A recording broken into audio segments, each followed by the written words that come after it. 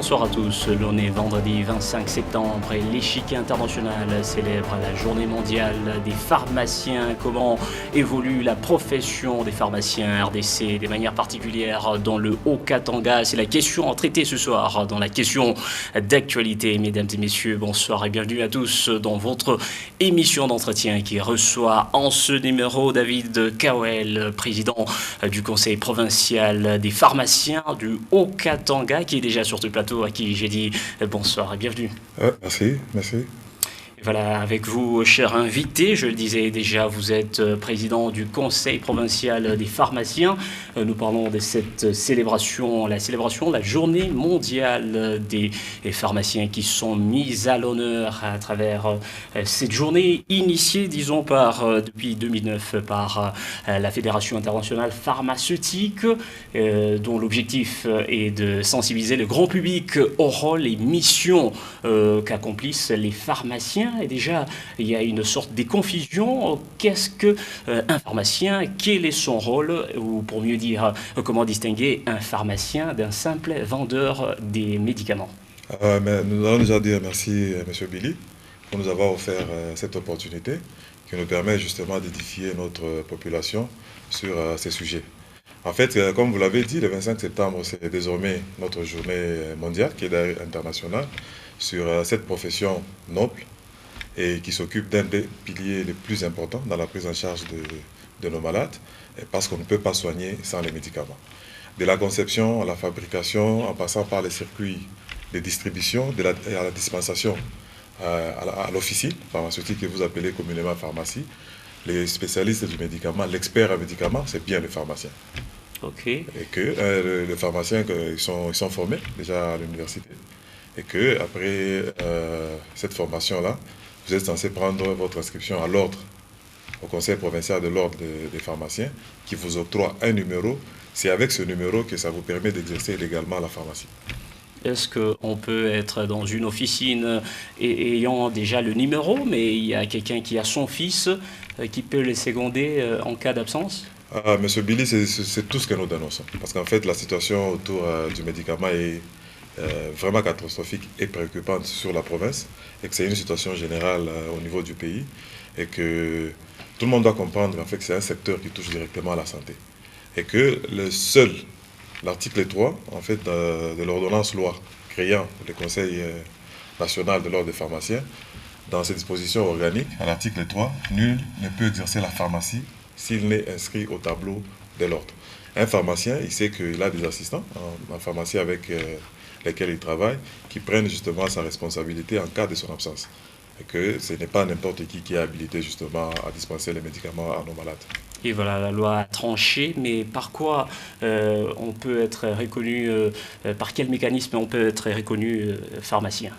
En fait, comme je le disais à mon introduction, on est pharmacien déjà par la formation. En fait, les sciences pharmaceutiques, c'est une des facultés de nos universités. Et quel degré, étant étudiant, on peut déjà être dans une officine en train de servir les patients? Non, en fait. Comme je le disais, c'est comme toute autre formation.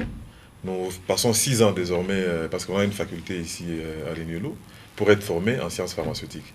Et que pour les pharmaciens, ça ne suffit même pas d'avoir le diplôme.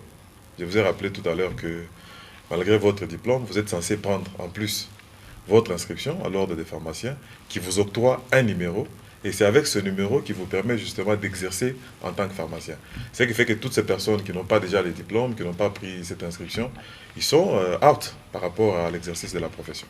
Et par rapport aux médecins, est-ce qu'il vous arrive parfois de contredire les prescriptions médicales? Parce qu'on le voit souvent dans des pharmacies, un patient qui arrive cherchant un produit, vous lui dites non, ce produit prescrit n'existe plus, le médecin devrait être informé que ça a été remplacé par celui-ci. C'est pas une sorte de contradiction? Non, en fait, c'est justement parce que dans la plupart des pharmacies, on y retrouve plus les vendeurs. Les pharmaciens savent comment il faut faire, ils savent quel est le rôle de chacun de nous. Les médecins ou tout autre prescripteur, parce qu'il n'y a pas que le médecin qui prescrit, il y a les dentistes, il y a les anesthésistes, il y a un certain nombre de personnes qui sont censées prescrire les médicaments, et que les pharmaciens, à la dispensation, c'est lui qui est censé donner les médicaments. S'il y a une incompatibilité, s'il y a quelque chose à corriger, nous les faisons toujours en accord avec les médecins prescripteurs ou les prescripteurs tout court. Et Donc, entre vous, pharmaciens et les médecins, qui est censé recourir à l'autre en cas lorsque vous voulez délivrer un produit à un patient?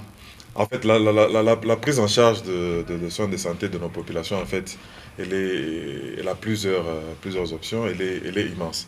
Et que où chacun va jouer un rôle bien précis, et que le médecin, il est là pour consulter, pour prendre en charge, il fait la prescription, et le pharmacien, c'est lui qui va apprécier votre prescription, indiquer déjà, au malade comment il va prendre chacun des produits qui a été prescrit, dénicher certaines incompatibilités, s'il y en a, et en accord avec le médecin, on peut les changer.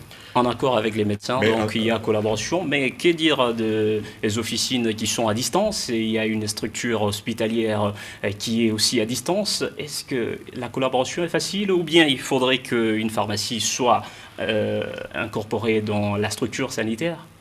Oui, en fait, il y a des structures sanitaires qui peuvent avoir une pharmacie peut-être pas aussi fournie, parce que généralement, il y a la plupart des institutions sanitaires, ils ont une pharmacie de secours. Vous avez quelques produits d'urgence et tout, et que la plupart des produits sont censés être trouvés à l'extérieur, à la pharmacie. Et qu'aujourd'hui, c'est pour ça qu'on recommande, pour tout ce qui est sous les prescriptions médicales, entre autres le nom du médecin prescripteur, on demande qu'il y ait toujours un numéro de téléphone qui permet justement aux pharmaciens, en cas d'incompatibilité, en cas de problème, de recourir à son médecin. Est-ce qu'un pharmacien peut aussi consulter? En fait, consulter, c'est pris en sens propre, non. Mais nous disons qu'à la pharmacie, il y a des produits que nous appelons les produits OTC, qui sont des produits conseils. Quelqu'un qui a un petit bobo, qui a fait une petite blessure, des maux de tête, c'est des produits que nous pouvons donner pour la toux.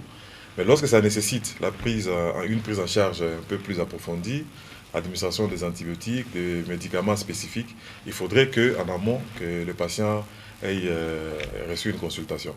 Mais cependant, ce que je voulais ajouter, c'est que le pharmacien n'a pas que le rôle de rester à l'officine. La pharmacie est multidimensionnelle.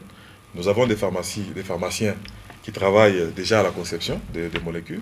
Il y a des pharmaciens qui vont travailler à l'industrie, ceux qui sont censés réellement fabriquer les médicaments. Et dans le marketing pharmaceutique, peuvent Et expliquer voilà, justement. David Kawel, compte tenu du temps, vous avez lu en ce jour qui vous met à l'honneur la célébration des pharmaciens, vous avez lu un mémo aujourd'hui. Et qu'est-ce que vous dénoncez dans votre profession? En fait, nous dénonçons justement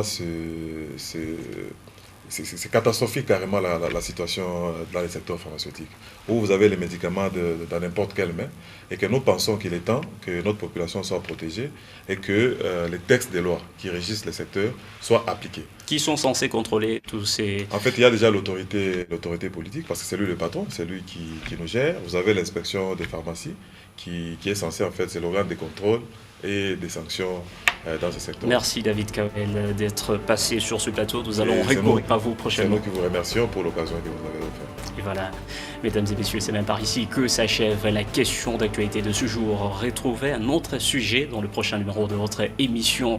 Au revoir. Merci.